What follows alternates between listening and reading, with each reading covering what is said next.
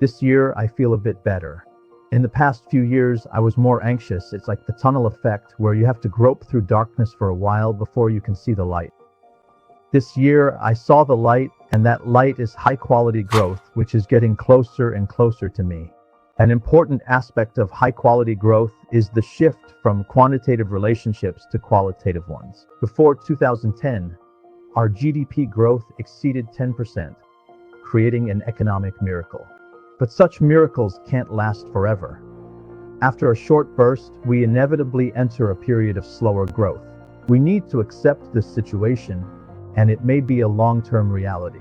Therefore, our growth can no longer rely on quantity, but should be based on quality. This is a period of growing pains, and we can no longer depend on quantitative controls, such as looser monetary policy or issuing more government bonds. By the end of 2022, the average per capita debt of our residents was $40,000, and corporate debt levels are even higher. In the future, we should focus more on deleveraging.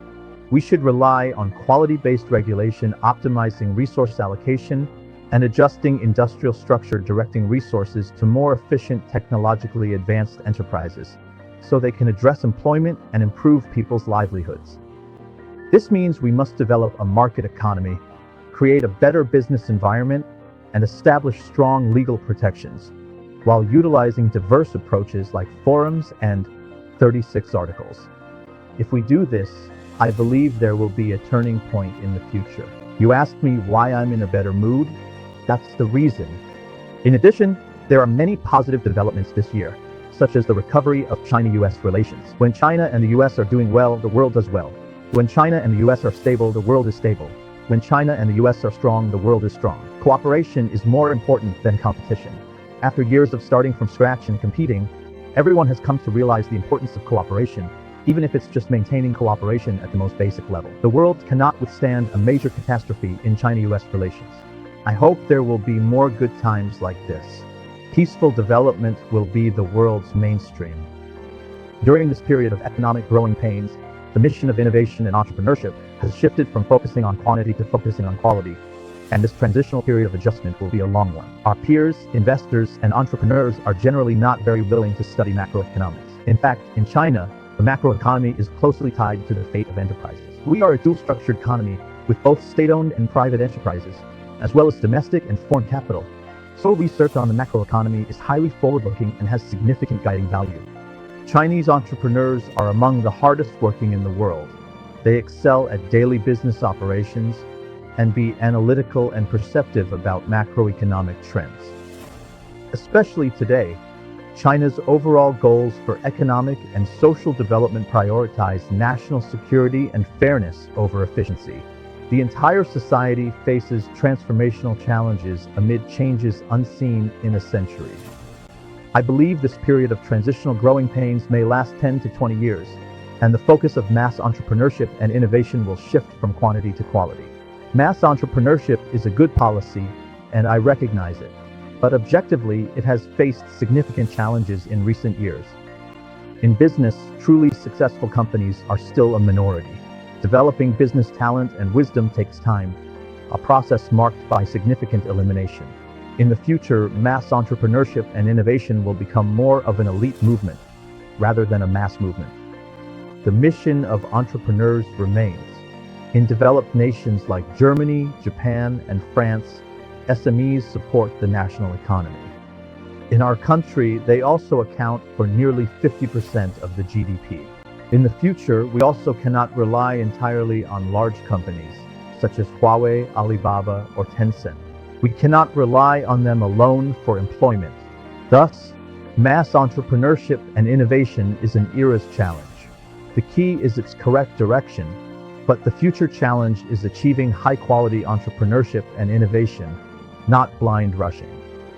How can we truly help small, medium, and even individual businesses to live and work in peace and contentment? To start a business, to develop a business, to succeed in business, and to establish a business. Small and medium-sized entrepreneurial entities, individual businesses, and self-employed small enterprises will be the driving force behind a vibrant Chinese economy in the future. They will absorb massive employment, generate substantial tax revenue, and serve as stabilizers and cornerstones for economic development and social stability. They are also the main force for the healthy, orderly, and high-quality development of China's economy. The stable development of any economy doesn't rely on towering trees, but on the tenacious vitality of small flowers and grasses. This is proven by today's advanced economies. Currently, we're in an entrepreneurial trough. Economic growth is slowing, structural transformation is underway, and society is experiencing changes unseen in a century. But in any era, there are no inherently bad industries, only poorly run businesses. Even in sunset industries, sunrise enterprises exist. In unfavorable macro environments, successful companies like Pinduoduo and Douyin kept pace with the times, achieving remarkable success.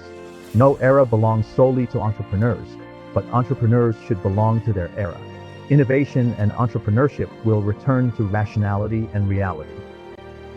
First, we must invigorate micro-level entities, encouraging more people to start businesses so the economy is more dynamic. Our economy has reached where our GDP ranks second, so we must enter the deep waters of reform. The bigger is better era is over.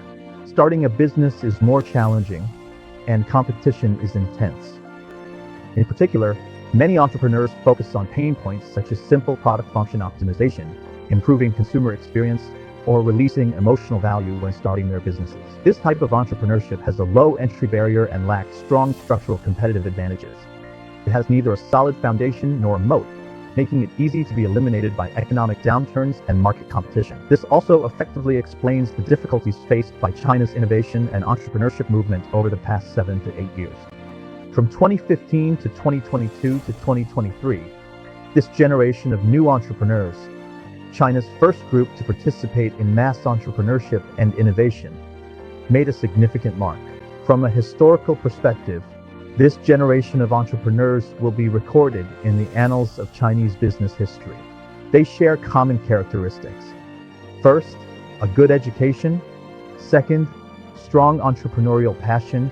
And third, their business knowledge, information access, and commercial talent surpass those of the first and second generations.